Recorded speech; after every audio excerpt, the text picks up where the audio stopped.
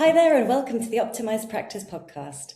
I'm Emma Price and I'm going to talk to you today about dealing with complaints in your healthcare practice and how you can often flip those patients who are complaining into trusted long-term fans of your healthcare practice. So these are my 5 top tips about how to deal well with complaints in your practice. Now, first of all, I want to say that no healthcare practice is complaint-free, and they will happen. They are an inevitability. And at some point, somebody sadly is not going to be happy. So our goal isn't to completely eliminate complaints because they can be really useful and they can tell us a lot about where we need to improve. What I want to talk to you about is how to handle them really well so you build trust and protect your reputation and ultimately helps your practice improve. Top tip number 1, listen before you solve. The biggest mistake that we make is trying to fix something straight away or too quickly anyway. Most patients don't want a solution immediately. They want to be heard. So when somebody phones or you're speaking to them, the key here is to listen and then listen some more and then listen some more. Do not interrupt them. Let them tell their story. And what you want to try and do is listen to both the facts and the emotion and see if you can separate those things. Because often people have got a lot going on. What you want to listen out for are their emotional problems, what has upset them, but also what are the facts and what's actually happened clinically. So that's often important. What you will find is most of the time, these problems and complaints aren't due to poor clinical outcomes.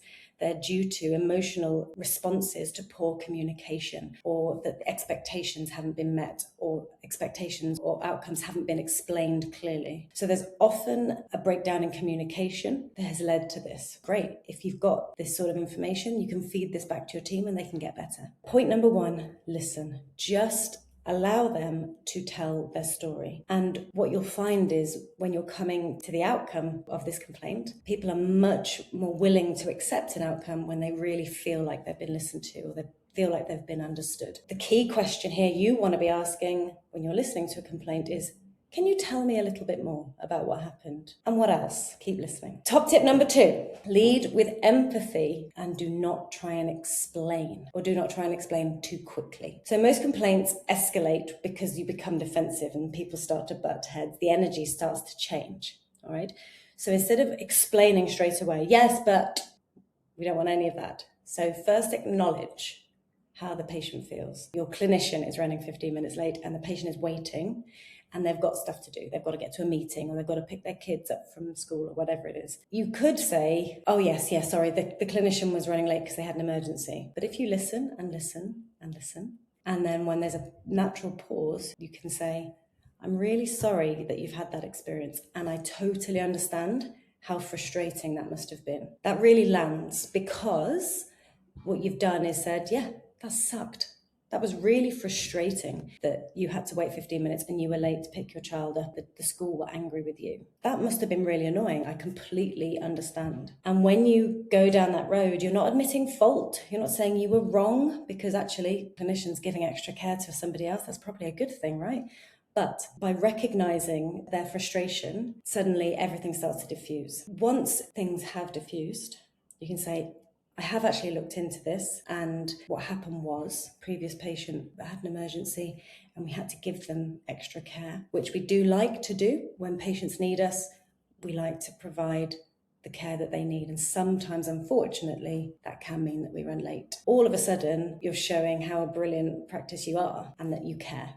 And that you really do care. Tip number 3, take ownership. This is really, really important. Own that mistake. Even if it wasn't yours, just own it. As a company, as a healthcare practice, you need to, as the person that they're talking to, it's not your fault necessarily, and it doesn't matter really whose fault it is. This has happened and we need to deal with it. So patients want confidence that somebody there is going to take responsibility for this. That's what they want. That's why they're annoyed. Their nose has been put out of joint. Something's happened and they want somebody to own it. If you don't have an answer for them, say, yes, I can see your complaint and this is what's going to happen. If you don't know what's going to happen, because perhaps you need to run it past the manager or you need to run it past your colleague to find out what happened, just say, do you know what? I'd really like to look into this properly. So what I'm going to do is I'm going to call you tomorrow afternoon with an update. Does 2:00 suit you? So that's a really nice script because you're taking ownership. You're absolutely not saying or promising anything, but what you are doing is taking ownership, saying,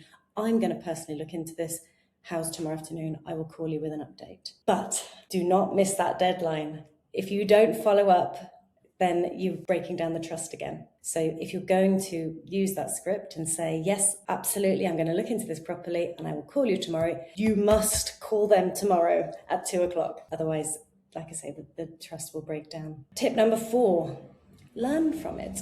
Mistakes are a good thing. There is a gift in everything. You don't need to be walking around the practice asking who's done this, whose mistake was that, why did this happen? What you need to be looking at, particularly if you're a healthcare business owner, is what system allowed this to happen? Do you have adequate training in place to make sure that your team are using scripts appropriately and communicating effectively? Do you need some training around that? Was there a phone issue that meant that something wasn't communicated properly? Is it a tech issue? We all have systems in our practice, and often it's the systems that cause the problems, not the people. So if you don't have adequate training or adequate tech or adequate systems in place, complaints are much more likely to happen. So when a complaint does come in, great. Let's work out which system allowed that mistake to happen. Tip 5, if you deal with a complaint well, they can actually completely flip into one of your biggest promoters.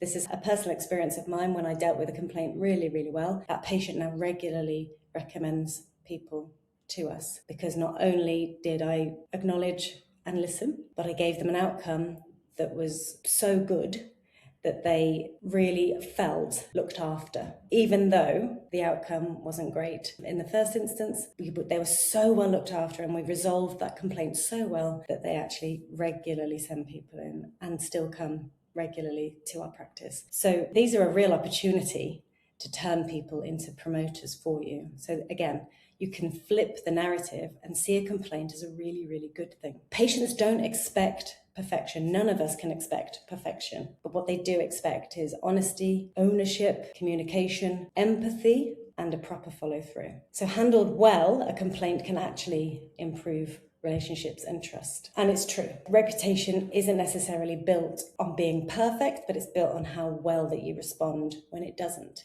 You know, we often say that, don't we? It's not about falling down that's the problem. It's how quickly and how well you get back up. Don't see complaints as failures. Don't see complaints as mistakes. See them as opportunities to improve and really look into your systems. So they're my top tips. They're my 5 tips. You must listen, empathize.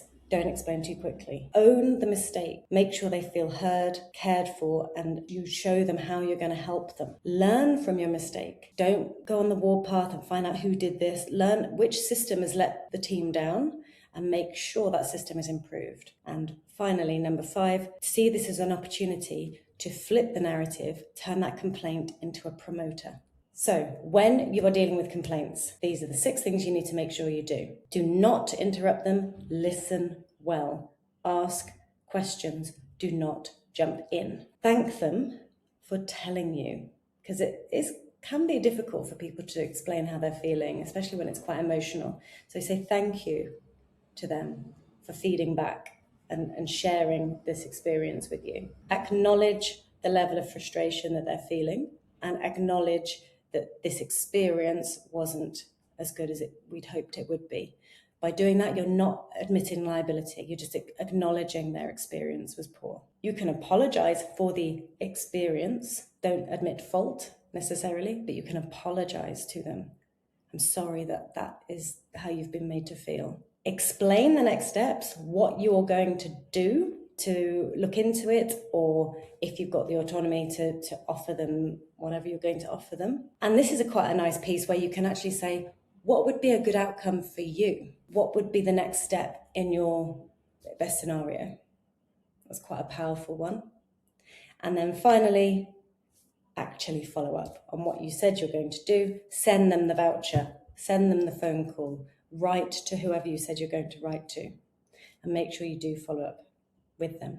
Okay, so that was my whistle-stop tour to how to deal with complaints in your healthcare practice.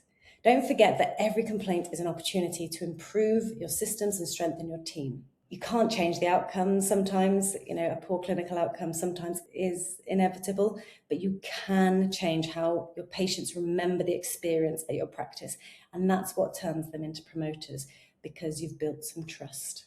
with them. Okay, so that's all for this episode of the Optimised Practice Podcast. If you enjoyed this content, please subscribe to our podcast on Spotify, and you will then never miss an episode. Don't forget to follow us on all of our social media platforms. If you want help building your practice, please reach out to us here at the Hive so we can show you how to build a profitable, stable, and highly respected practice that can ultimately work without your daily input. See you in the next episode.